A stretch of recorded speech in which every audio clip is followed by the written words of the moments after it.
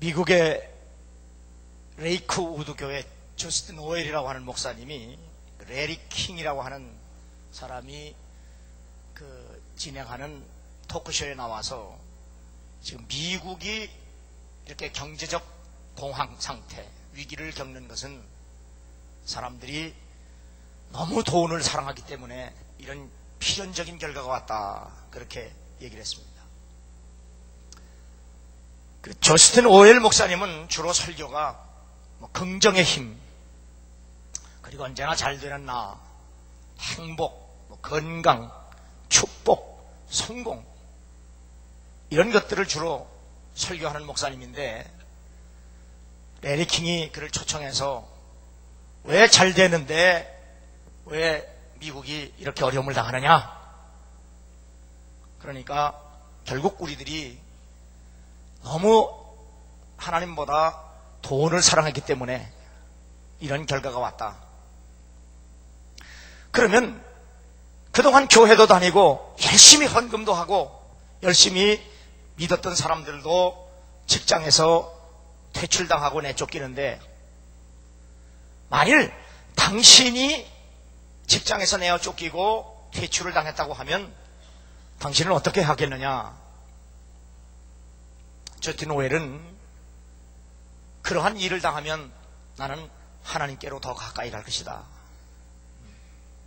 이런 어려움은 하나님이 우리에게 더 가까이 오라는 사인으로 믿고 더 담대한 믿음으로 하나님께 가까이 가면 된다. 그렇게 나와서 고백을 했습니다. 어느 해보다도 경제적으로 2008년도는 IMF 때보다 더 어렵다고 합니다. 그러나 우리가 세상은 마음 먹기 달렸습니다. 성경은 우리에게 뭐라고 말하느냐? 먹을 것이 있고 입을 것이 있기만 해도 하나님 앞에 감사하며 살아라, 그렇게 말씀하고 있습니다. 그러므로 우리는 예수 그리스도 안에서 하나님의 백성되고 자녀된 우리는 세상에 그 어떤 형편과 처지 있을지라도 하나님의 은혜를 감사하며 잊지 않으며 그리고 보답하며 살 수 있는 그런 강하고 담대한 믿음으로 무장되는 여러분 되기를 주의 이름으로 축원합니다. 우리나라 청소년들, 중고등학생들에게 한국 투명성 기구가 발표한 2008년 청소년 반부패 인식 지수를 서치했습니다. 중고등학생들이 내게 10억을 준다고 하면 감옥에 10년을 가서 감옥살이를 한다고 할지라도 나는 어떠한 죄라도 짓겠다. 이것이 우리나라 청소년들의 도덕관입니다. 내가 10억만 준다고 하면 무슨 죄를 져서라도 감옥에 10년 가서 있다가 나오겠다는 거예요. 우리에게 참으로 큰 충격이 아닐 수가 없습니다. 그런데 세상 사람들에게 당신들은 교회를 신뢰하느냐? 옛날에는 예수 믿는 사람들이 그래도 나아, 그런 소리 들었습니다. 그런데 세월이 가면서 예수 믿는 사람이나 예수 믿지 않는 사람이나 비슷해, 그랬습니다. 그런데 요즘에 와서는 예수 믿는 것들이 더해, 그런 소리도 듣습니다. 실제로 세상 사람들에게 교회를 신뢰하느냐 그렇게 물었더니 81.6%가 그냥 82%가 나는 교회를 신뢰하지 않는다. 그러니까 교회의 신뢰도가 완전히 땅바닥에 떨어졌습니다. 세상 사람들이 교회를 신뢰하지 않습니다. 그런데 교인들조차도 그럼 교회를 신뢰하느냐 했더니 결국 교인들까지도 60-70%가 교회를 믿지 못한다. 특별히 교인들끼리도 서로 못 믿는 퍼센테이지가 86%가 나왔어요. 그러니까 교인들끼리도 서로 신뢰하지 않아요. 우리 한번 옆 사람하고 같이 인사해 보시죠. 우리 믿고 살핍시다. 참 믿을만한 사람인가 한번 잘 봐요. 교인들끼리도 서로 신뢰하지 못한다 하는 것이 86%면 참 이거 의심하는 거예요. 저희 교회가 옛날 제 살던 집에서 개척할 때 꼭 예배 시간에 통성 기도하고 나면 교인들 돈이 없어져요. 가방에 있던 돈이 없어져요. 그래서 제가 생각하다가 뭐 얼굴 보고 의심할 수는 없고, 그래서 통성 기도를 시켜놓고 빨리 밖으로 나가서 커튼 사이로다가 이렇게 들이다 보니까 교인이 통성 기도 하는 동안에 가방 뒤져서 돈을 훔쳐가더라고요. 그래서 제가 잡았어요. 나중에 잡았죠. 거기서 공개적으로 잡을 수 있어요. 나중에 잡았어요. 불러다가 넌 기도는 안 하고 왜 남의 가방은 그렇게 조사하냐. 그래서 잡았는데, 그래서 큰 교회나 도시교회들은 통성 기도할 때 가방 끈을 엉덩이 밑에다가 깔고 앉아서 기도한다는 거예요. 근데 그게 현실이에요.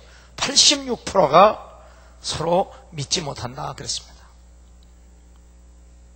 이거는 바로 한국 기독교 윤리실천운동본부가 한국 교인들을 대상으로 조사한 결과입니다. 그러면 왜 교회가 이렇게 신뢰도가 땅바닥에 떨어질 정도로 맛을 잃었느냐? 주님도 맛 잃은 소금과 가지는 완전히 버려서 사람들에게 밟힌다고 했는데, 세상 사람들이 교인들을 이렇게 믿지 못하는 걸 보면 결국 세상에 밟히고 있는 거나 다름이 없습니다. 그럼 왜 교회가 이렇게 신뢰도가 떨어졌느냐 했을 때 결론은, 진단은 구원을 받지 못했기 때문이다. 구원의 확신이 없고 구원받은 경험이 없고 또 실제로 교인들이 구원을 체험하지 못했기 때문이다. 그럼 왜 교인들이 교회를 다니면서도 구원의 확신, 구원의 체험을 못하느냐?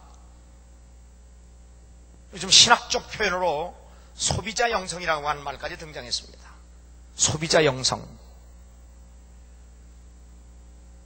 이 소비자 영성이라고 하는 건 뭐냐 하면, 쉽게 얘기하면 인본주의 신앙을 말합니다. 우리의 신앙은, 성서적 신앙은 하나님 중심 신앙이어야 되거든요. 신본주의 신앙이어야 되는데 인본주의 신앙인 거예요. 그래서 소비자 영성에서는 선택적 영성이라고 하는 말도 나옵니다. Selective Spirituality. 이 선택적 영성이라는 말이 나옵니다. 이 선택적 영성이라고 하는 건 뭐냐? 교회도 마치 소위 쇼핑몰과 같다. 그래서 소위 사람들이 교회를 나와서 예수를 믿으려고 할 때 소위 교회 쇼핑을 합니다. 저희 교회가 이렇게 산동네에 있다 보니까 이쪽에 이사 온 분들도요, 교회를 오면 그냥 와서 바로 등록을 안 해요. 다 다녀봅니다. 이 교회 저기에 다 다녀보고 뭐 몇 달 후에 뭐 몇 년 후에, 내가 우리 교회에서 6년 후에도 등록하는 사람 봤어요. 가끔 가다가 없어져요. 그럼 교회 쇼핑 다니는 거예요. 그래서 사람들이 교회를 쇼핑할 때 자신의 교회를 선택하기 위해서 교회들이 그 사람들의 필요를 따라서 수많은 그 사람들이 쉽게 자기 취향에 맞도록 선택할 수 있는 프로그램을 교회에 많이 만들어 놓습니다. 한국 교회도 그렇죠. 그래서 교회마다 프로그램이 참 많습니다. 그래서 무슨 프로그램 뭐 아주 참 많습니다.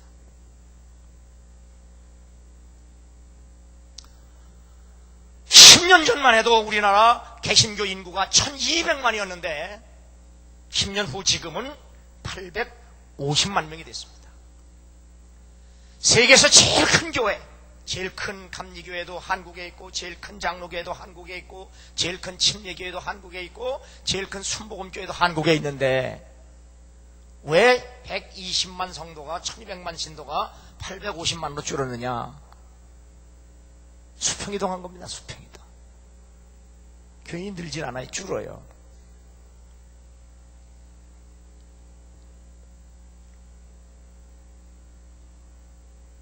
결국 교회는 시설 크게 져놓고 잘 져놓고 정말 하나님께 영광을 돌리고 정말 생명 살리는 일에 목숨을 걸어야 되는데 결국은 서로 교인 뺏기 전쟁에서 좋은 프로그램을 가지고 결국 그 사람들 비유 맞춰가지고 그저 교인만 교회에다가 사람 숫자만 들려놨다 하는 얘기에 쉽게 얘기하면. 두 번째는 편의적 영성이라고 해서요, 우리가 예수 그리스도 안에서 정말 십자가 앞에서 우리가 죄를 깨닫고 회개하고 또 믿음으로 말미암아 변화되어서 우리가 성령으로 거듭나서 말씀으로 경건의 훈련을 통하여 고난을 통하여 우리가 그 전통적인 그런 영성을 성숙시켜 나가야 되는데 오늘의 교회는 모든 면에서 편하고 쉽게 신앙의 내용을 취사 선택하는 성향으로 나타납니다. 그래서 소위 단지파 신도롬, 쉽고 편하게 신앙생활하는 경향으로 갔다는 얘기입니다. 그래서 지적하는 것은 설교도 그 사람에게 꼭 필요한 하나님의 말씀을 줘야 되는데 그 사람이 꼭 필요한 말씀이 아니라 그들이 원하는 내용을 준다는 얘기죠. 그러니까 그런 설교를 아무리 들어봐도 회개도 되지 않고 믿음도 생기지 않고 그러니까 구원도 받지 못한다 그런 얘기입니다. 세 번째는 소위 명품주의 영성입니다. 브랜드 네임 스프레지. 이 명품주의 영성은 뭐냐?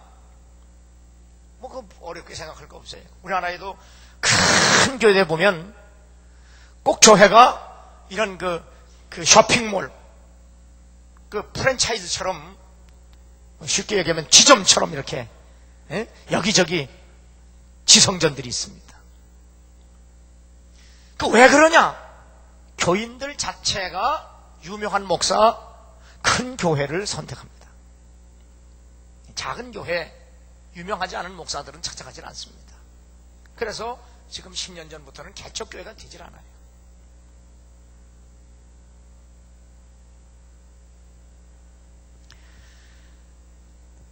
그래서 사람들이 예수 안에서 예수를 만나서 죄를 회개하고 성령 안에서 거듭나서 하나님을 아버지로 섬기며 비록 그것이 내가 초막이든지 그것이 궁궐이든지 아니면 개척교회든지 큰 교회든지 그 상관없이 날 구원하신 그분을 섬기며 살아야 되는데 그냥 유명한 교회, 유명한 목사 밑에 다니는 것을 오히려 대리만족으로 나는 아무개 교회 다녀, 나는 어느 교회 다녀, 우리 목사님은 누구야 하는 대리만족의 신앙으로 전락했다 하는 얘기입니다.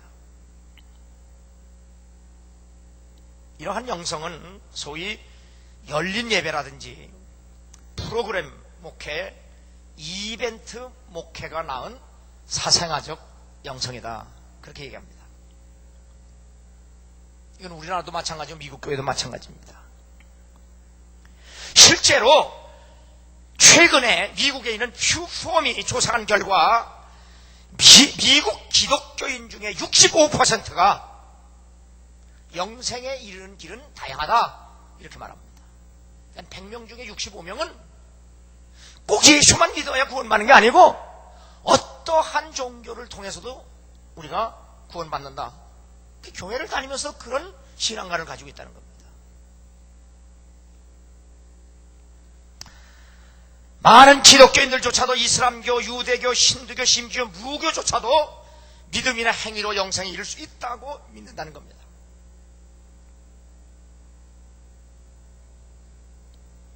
교인들조차도 구원에 이른 길은 다양하다 그런 신앙관을 가졌기 때문에 나도 모르는 사이에 이 종교다원주의 신앙이 벌써 우리에게 깊이 배겨 있는 거예요. 우리가 이스라엘 12지파가 가나안 땅을 정복해 들어갈 때 2명만 들어가고 10명은 사막에서 죽었다는 것을 생각해 보면 예나 지금이나 똑같습니다.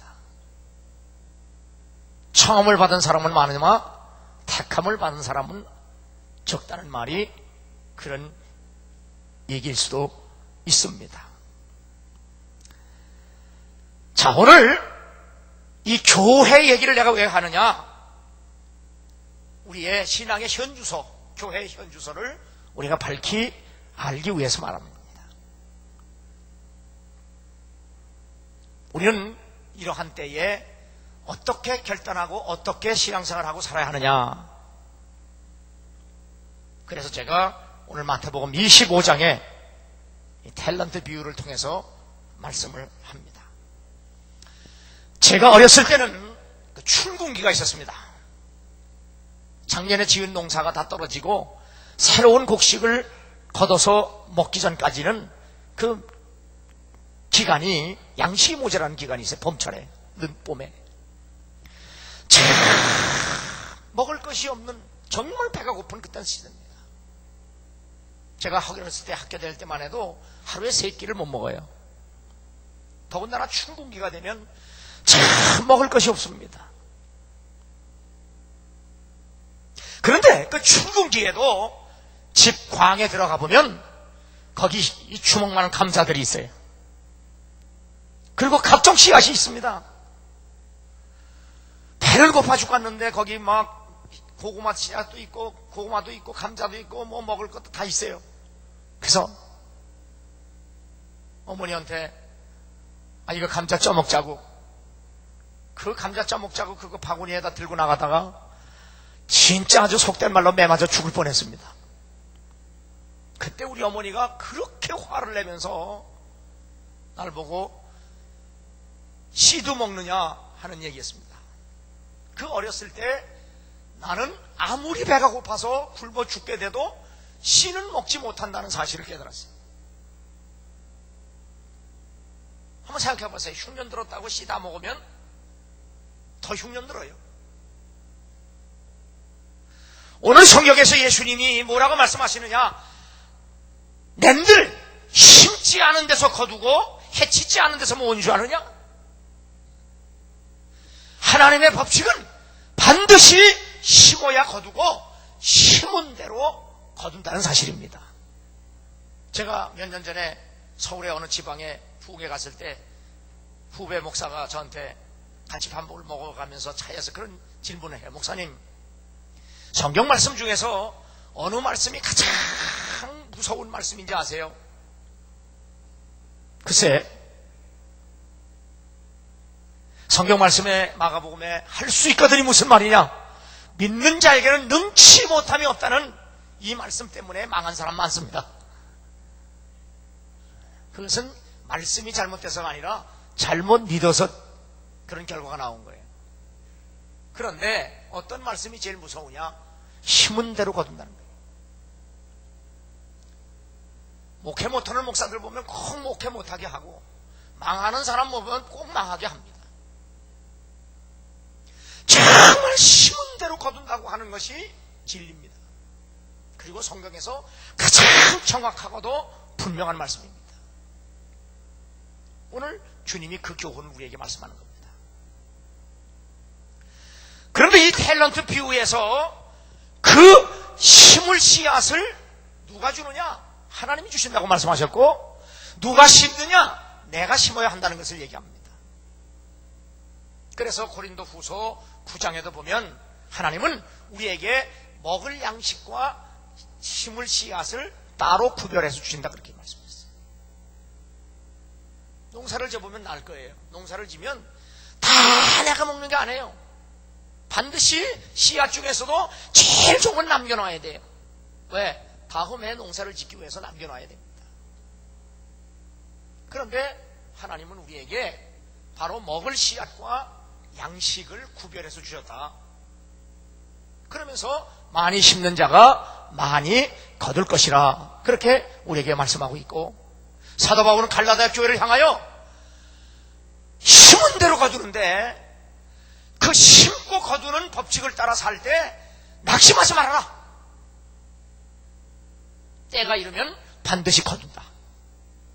그러므로 신앙생활에 심고 거두는 법칙이 그리 쉽지 않고 녹록하진 않지만 반드시 심으면 거둔다는 법칙을 거듭거듭 우리에게 말씀하고 있는 겁니다. 우리는 정말 경제적으로 어려움을 당하는 이 시대에 정말 우리는 자칫 잘못하면 우리가 심어야 할 씨앗까지도 먹을 수밖에 없는 그런 유혹을 받는 때에 살고 있습니다. 내가 어떤 시인의 시를 보면서, 그 신앙시인데 그 남편은 국회의원이고요. 그런데 그분이 쓴 시에 보면 그 11조를 성별해서 성경 갈피에 넣었는데 당장 쌀 돈이 없다는 거예요. 그런데 성경 갈피에 끼워놓은 11조가 그쪽으로 눈길이 얼마나 가는지. 그러나 굶어 죽을 각오를 하고 11조를 냈다 하는 그런 시편을 제가 본 적이 있습니다.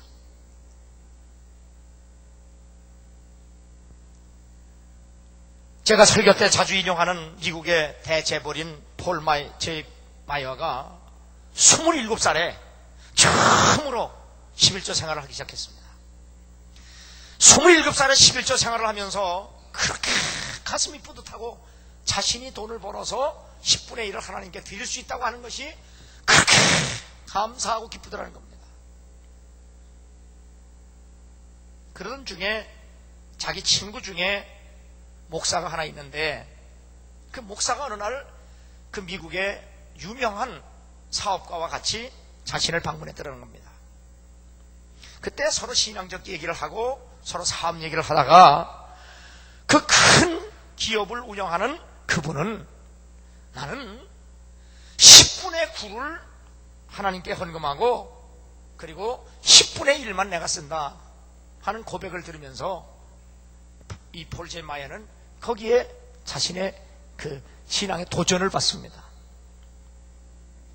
그리고 그 다음부터 자기 회사 100개나 되는 그 엄청난 기업에서 얻어지는 수익금 중에 11조 먼저 드리고 그리고 50%를 선교 헌금으로 하고 있는, 평생을 그렇게 실천하고 사는 사람인데, 그분의 신앙 고백을 보면 많이 심었더니 하나님이 많이 거두게 하시더라. 그것이 바로 그분의 신앙 고백입니다. 제가 지난 주일에 포항의 사랑병원의 문충배 원장의 얘기를 했습니다. 이분은 아버지로부터 교회와 이웃에게 봉사하며 살라는 그런 아버지의 가훈과 그리고 유지를 받아들여서 100억 원대가 넘는 그런 병원을 20년 동안 운영하다가 성탄절에 동방 박사들이 황금과 몰약과 유향을 아기 예수에게 바친 것처럼 100억 원대가 넘는 자신의 병원을 교회에다가 봉헌을 했습니다. 그리고 자신의 병원을 교회가 운영하면서 봉사와 선교를 위해서 하나님의 영광을 위해서 썼으면 좋겠다. 그렇게 하면서 병원을 봉헌을 했습니다. 또 새벽기도 때 제가 춘천의 평화감리교회 손선자 권사님인 올해 45살 된 아주 평범한 가정주부입니다. 이 손선자 권사님이 늘 하나님께 기도할 때 하나님께서 자기에게 기도 응답을 하시는데, 노팔이다 노팔, 노팔이다 노팔, 이거 발음 잘해야 돼요. 자꾸 노팔이다 노팔이다 그런 음성을 주시는 거예요. 이게 무슨 말일까? 노팔이다 노팔. 그래서 이렇게 저렇게 사전을 찾고 찾아봐도 찾기가 어려워요. 그러다가 보니까 식물도감에 보니까 이 노팔이라고 하는 것은 멕시코 사막 청정 지역에서 자생하는 선인장 이름입니다. 선인장 이름. 그런데 그 선인장에서 무엇이 추출되느냐? 당뇨를 치료할 수 있는 획기적인 물질이 거기서 추출이 되는 겁니다. 그러면서 하나님께서 기도할 때마다 당뇨 환자들을 도와라. 그러면서 노팔이다, 노팔이라고 하는 음성을 듣습니다. 나는 여러분들이 늘 기도할 때 무슨 음성을 듣는지 모르겠지만, 예? 그래서 이 손선자 권사님이 바로 서울대학교 약학대학과 교수들과 접촉을 해서 벤처 바이오 산업 회사를 창설하고 이제 그 당뇨병 치료제의 신약이 개발이 됐습니다. 그래서 이제 1년에 수천억의 판매 실적을 올리는데, 이 손선자 권사님은 미국의 영화배 폴 뉴먼이 있습니다. 유명한 영화배 폴 뉴먼은 자신이 그 운영하는 식품회사가 있습니다. 뉴먼스 오운이라고 하는 그 식품회사에서 얻어지는 수익금 전부를 폴 뉴먼은 사회에다 다 환원을 합니다. 그런데 손선자 권사님은 그 폴 뉴먼의 그 영향을 받아서 도전을 받고, 그 사람은 사회에다 바로 환원하지만 자신은 그 당뇨 신약을 개발한 거기서 얻어지는 수익금 전체를 100% 교회에다 헌금을 합니다. 자기 남편이 교사기 때문에 교사 월급만 가지고 살고, 그 바이오 벤처 기업에서 얻어지는 수익금은 100% 교회에다 그냥 헌금을 합니다. 그리고 또 하나의 회사를 설립했는데, 그건 뭐냐? 기도할 때 목숨 걸고 사역하는 주의 종과 그 부인과 그의 가족을 도와라. 그런 음성을 듣고 목숨 걸고 사역을 하고 사역하던 그 아내와 자식을 도우라는 게 뭘까 하다 보니까 감리교 권사니까 우리 감리교회들은 소위 홀사모들이 모이는 그런 선교회가 있습니다. 홀사모들, 남편들이 목회하다 일찍 돌아가셔서 이제 과부된 사모들입니다. 이분들이 참 생활이 어렵거든요. 바로 하나님이 손선자 권사님에게서 그 홀사모들을 돕고 살아라. 그래서 그 홀사모들을 어떻게 자립시킬 수 있을까 생각하다가 아주 그 좋은 그 된장 고추장 만드는 그 회사를 설립을 했습니다. 그리고 그 공장을 세우는 땅 20억 원 상당의 땅을 기증을 해서 거기다 공장을 지어서 그 아주 좋은 된장 고추장을 사모님들이 이렇게 만들어 가지고 팔아서 생활할 수 있도록 그런 공장을 세웠습니다. 그 어느 때보다도 경제적으로 어렵기 때문에 한 푼이라도 더 모으려고 하고, 한 푼이라도 더 가지려고 하고, 한 푼이라도 더 쌓으려고 하는 때에 이렇게 선뜻 이 어려운 시기에 병원을 봉헌하고 자신의 전 수입을 다 교회에다 헌금할 수 있었던 이 믿음은 뭐겠냐?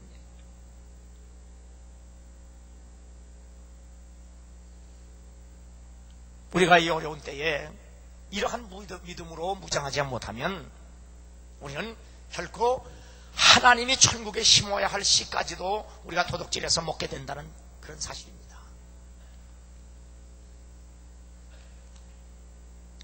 오늘 누가복음 12장에 보면 거기 한 부자의 얘기가 나옵니다. 이 부자는 형제인데 아버지로부터 물려받은 유산도 모두 다 자기가 가졌습니다. 그리고 부지런히 일해서 수많은 재물을 모았습니다. 그래서 그 재물을 쌓아놓을 곳이 없어서 창고도 크게 지었다고 했습니다. 그리고 자기가 벌어놓은 돈 바라보면서, 자기가 증식한 재산 바라보면서, 그리고 자기가 그 돈과 재물을 채워놓은 통장과 공장과 창고를 보면서, 야, 이제 됐다, 살만하다, 평안하다, 안심해라, 괜찮다, 내가 이제는 수십 년을 먹고 살만한 것을 이렇게 쌓아놓았으니 이제 됐다 할 때 주께서 그를 향하여 이 바보야, 이거 fool, 넌 참 바보다. 오늘 밤에 내 생명을 내가 도로 찾으려니 그리하면 내가 그렇게 쌓아놓고 좋아하는 그 재물이 네 것이 되겠느냐, 그 말씀을 합니다. 여기서 우리가 배울 교훈은 돈을 벌어서 쌓아놓기만 하는 사람은 결국 살아가야 할 가치가 없다는 사실을 하나님이 말씀하는 겁니다. 나는 2008년도를 보내면서 여러분들의 생각 속에, 여러분의 마음 속에 저스틴 오웰이 고백한 것처럼 왜 미국이 그리고 세계가 이런 경제적 위기와 어려움을 당하느냐, 우리가 하나님보다 돈을 더 사랑했기 때문에 이런 결과가 필연적으로 왔다 고백한 것처럼 여러분 자신도, 나 자신도 자신의 마음속에 깊이 성찰하고 묵상해서 나 자신이 정말 하나님을 사랑하는지, 내가 세상과 돈을 더 사랑했는지 여러분 스스로 진단하시고 처방할 수 있는 그런 밤이 되기를 주님의 이름으로 축원합니다. A.W. 토저라고 하는 사람이 이런 얘기를 합니다. 우리가 신앙적인 그런 영적이고 경건한 일에 최선을 다하지 못하고 실천하는 일에 게으른 그리스도인은 피아노를 연습하는 사람이 게을리하는 그 전문 피아니스트인데, 그 피아니스트가 연습하는 일을 게을리하면 결국 음악계에서는 떠나야 되지 않느냐. 여러분, 우리 윤 장로님 고향에서 사는 그 신지혜가 작년 올해 한 해, 작년입니다. 벌써 새해 됐습니다. 이제 작년 한 해에 이렇게 골프 쳐가지고 벌어들인 상금만 50억이에요. 50억. 상금 받아온 거 50억이에요. 그러니까 뭐 광고비까지 하면은 완전히 대기업입니다. 그런데요, 그 골프 선수 중에 밤새도록 연습한 골퍼가 없답니다. 그렇잖아요. 골프가 낮에 나가서 치는 거지, 연습을 해도 낮에 해 떠야 치지 밤에 어떻게 합니까? 그런데 신재라고 하는 선수는요, 골프공을 놓고 때릴 때 눈 감고 때리고 껌껌한 밤에도 때려서 밤을 새워서 연습한 날이 많다는 겁니다. 여러분, 우연은 없습니다. 피아니스트가 그 A.W. 토전이 이렇게 합니다. 피아니스트가 교인들처럼 그렇게 신앙생활 하는데 게으른 것처럼 피아니스트도 연습에 게으르면 그 음악계 퇴출된다. 또 하나는 메이저리그에 속한 야구 투수가 교회 여러 부서에 소속되어 있는 사람들만큼 게으르면 그거 그냥 목 잘린다. 이 사람은 왜 교인들에게 이런 걸 다 비유했는지 모르겠어요. 사실 그렇잖아요. 교인들 뭐 남선교, 여선교회, 뭐 실업인 선교회, 뭐 건축인 선교회, 성가대 자기 맡겨진 책임 맡고도 얼마나 게으르고 안 하고 그렇습니까? 만일 메이저리그의 투수가 교인들처럼 그렇게 자기 부서에서 게으르면 그거 투수하겠느냐 그 말이에요.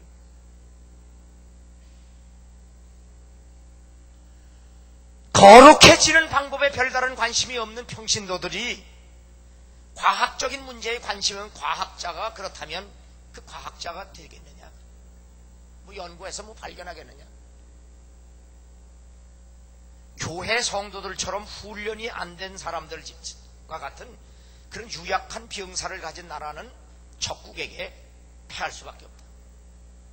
A.W. 토저는 교인들을 어떻게 봤느냐? 이 지구상에서 제일 훈련이 안 된 사람들이라고 그랬어요.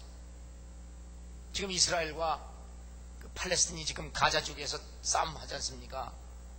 그런데 이스라엘의 그 에후드 바라크라고 하는 국방장관이 지금 총지휘를 합니다. 뭐 이거 뭐 좋다 나쁘다 얘기가 안 해요. 그런데 이 국방장관은 36년 동안 군생활을 하고 장군으로 그 대장으로 예편한 후에 이제 총리도 하다가 지금 국방장관을 해서 지금 전쟁을 치르고 있습니다. 그런데 이분은 그 이스라엘의 사헤레트 마트칼이라고 하는 아주 최정의 부대입니다. 이스라엘의 최정의 특공 부대예요. 거기 대원을 하다가 그 부대의 지휘관이 되신 사람입니다. 그런데 1972년 뮌헨 올림픽 때 이스라엘 사람들이 테러를 당했어요. 선수들이. 이때 지금 국방장관으로 있던 그가 그 사헤레트 마트칼 부대원으로서 단독으로 혼자 여장을 하고 하의를 신고 여장을 하고 레바논 베이루트에 혼자 잠입해서 피에로 대원을 보복감사하고 온 사람입니다. 이스라엘이 그 조그만 강한도 땅밖에 못한 그라나가 바로 그 엄청난 팔레스틴을 상대로 해서 유지하는 것은 이런 훈련된 군인들 때문입니다. 오늘 교회도 마찬가지입니다. 교인 한 사람 한 사람이 이렇게 하나님의 일꾼으로 특공대로 잘 훈련만 되면 숫자에 관계없이 하나님 나라는 확장되고 복음은 땅끝까지 증거가 될 수밖에 없고 아무리 환난의 날이 온다고 할지라도 살아계신 하나님 안에서 반드시 승리하게 될 줄로 믿습니다. 그런데 A.W. 토저라고 하는 사람은 바로 교회 성도들처럼 훈련이 안 된 사람도 없다. 오죽 훈련이 안 됐으면 아군과 적군도 구별 못하고 싸우는 사람들이 교인들이다. 그렇게까지 얘기를 합니다. 여러분, 아군도 적군도 모르고 싸우면 그것이 어떻게 군대가 되겠어요? 우리가 성경에서 보면 정말 제일 많이 나오는 용어가 군대 용어입니다. 왜 군대 용어냐? 신앙생활은 싸움하는 거예요. 그러면 군인의 특징은 뭐예요? 훈련입니다. 나는 목회를 하면서 이 교인들이 나는 오합지졸이 되지 않기를 원합니다. 예수 그리스도의 군사로 가장 훈련된 정예 부대가 되어야 합니다. 그래서 우리가 사는 세상이 아무리 힘들고 어렵다고 할지라도 나는 여기 있는 종교개혁자들의 슬로건처럼 오직 하나님의 말씀으로 그리고 오직 하나님의 은혜로 오직 우리 편에서는 믿음으로 우리가 이 세상이 아무리 힘들고 어려운 세상을 산다고 할지라도 하나님이 주시는 약속 그리고 하나님이 우리에게 주시는 물붓듯 부어주신 은혜 그 말씀과 은혜를 믿음으로 말미암아 우리는 세상과 싸워 승리하고 하나님께 영광을 돌리고 우리는 그의 전리품으로 은혜와 축복을 받게 되는 겁니다. 그러므로 이제 새해는 여러 면에서 그렇게 희망적이지 않습니다. 2009년도가 우리가 살아가는 데는 제일 힘들고 어려운 시기라고들 얘기하지만 환경과 형편과 처지를 극복하고 이겨내고 초월할 수 있는 것은 오직 믿음밖에 없습니다.